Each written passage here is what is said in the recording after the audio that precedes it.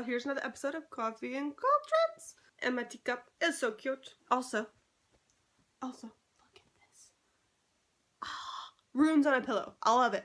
I love it. Sovereign, link down below if you are so interested, because I love this. I love it. I love it. I love it. I love it. It's on my bed, makes me happy. Even though I don't know the runes yet, like it's on my list of things to do, but we shall see. Anyway, I want to talk with you guys about the Underworld and my first journey there and working with my matron into the loveliness that is the astral. When I first started working with Persephone, it was very much a chill, not too craziness, much of looking at myself with a lot of perceptions, and in a lot of ways I was working very much with her flower maiden aspect, and I wasn't really realizing it. She always seemed more of a combo to me, and there was definitely this cunning to her. There was this experience of she wasn't leading on exactly where she was about to lead me. And what was interesting about her was suddenly out of nowhere I realized I hadn't gone any farther with her and that there was someplace she wanted to take me, but I hadn't kind of asked to go. And so I asked. And in my world of the astral, it's all kind of like flat, it's there, and I can just travel around to different places and experience different pieces of myself. And while I definitely have experienced the shadowier sides, the darker sides, the pieces of myself that I find slightly less savory than other bits, they appear in places, but they don't necessarily, like other characters that I have that are pieces of me, are people have houses. They have places that they are, places that exist. And suddenly Persephone just took my hand and the world went whoop, and it flipped. And I was like, where am I? What's happening? And mostly when I walk around in this world that I have, it is all about forests and deep travels and some shadows here or there and towns and beautiful old architecture, things like that. And I flipped upside down as a swamp. It was mucky and foggy and kind of wonderful in a really weird, gritty way. And it was kind of cold and chilly, and just being there was odd, and there was all these roads and crisscrosses, and I could tell it was kind of a maze, and there were like a lot of just like the dead were everywhere coming up through the swamp. It was all very grimy, but no one seemed unhappy or tortured or any way, shape, or form. And I started wandering through these places with Persephone, and I ran into a couple of other dark goddesses, which was interesting. It was one of those things where it's like, I saw them and recognized them for who they were, but realized it was like, I'm not ready to even broach working with anyone else. Like, I'm just gonna take Mama Persephone's hand and she's gonna walk me through this, and I'm just gonna feel safe that way. And that's what happened, and we did.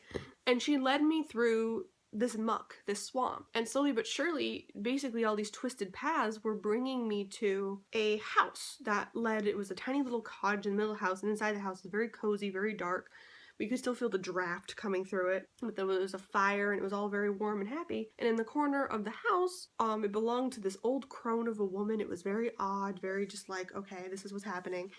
And I was talking to her, and Persephone told me that I need to listen to this woman. I'm listening to her, and she's like, you've been ignoring him this whole time, and he's not happy. And I turned around, there's my shadow self, Jeffrey.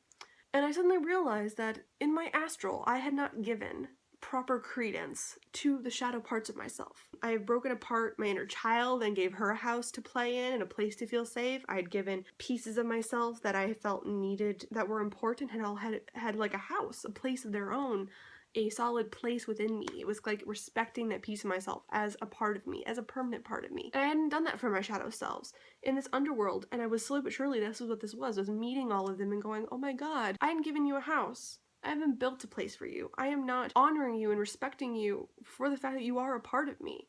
And that I love how you have helped me in my life, and I understand how you've hindered me in my life, but that doesn't mean you don't have a permanent place with me. So I went in and started building a house for him, and I did it slowly and steadily, and it was suddenly like my shadow self changed, where suddenly it's like, this is where you are now, this is where you stay. And I kept meeting with other pieces of it, where it was like, Jeffrey represents a lot of my anger, and then I have this place, Nikki, which is my sporadicness, my chaotic element. I don't really never know truly what to do with her, and I built her a little place too. And in this swamp of places where I met grittier and pieces of myself I'd even forgotten that were all representations of bad habits and bad aspects of myself. I don't even want to say bad, I don't like using that, but aspects of myself that I don't like aligning with. They're things I like to turn away from, more so than lean into. And I was re-honoring them and re-giving them a space, and this trip down to the underworld was recognizing all of the things that I found mysterious and kind of gritty in a way. That this is where pieces of myself needed to be for now. This is where they needed to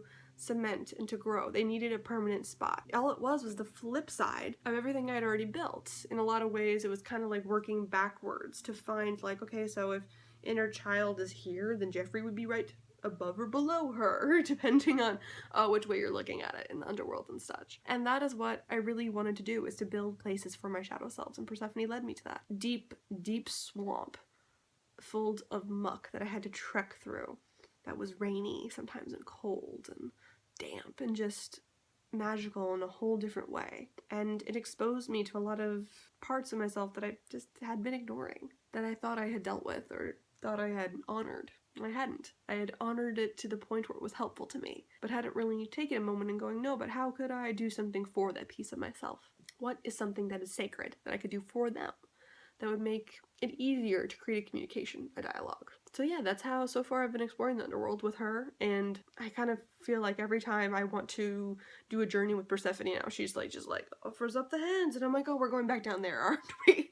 Like, whoop, back down we go. Like, doesn't matter where I start. If I'm not starting in the underworld, well, I'm gonna end up there at some point. Like, she's like, let's go. Let's go down below. You've been ignoring it. It's not okay. Anyway, I make new videos every Monday, Wednesday, and Friday.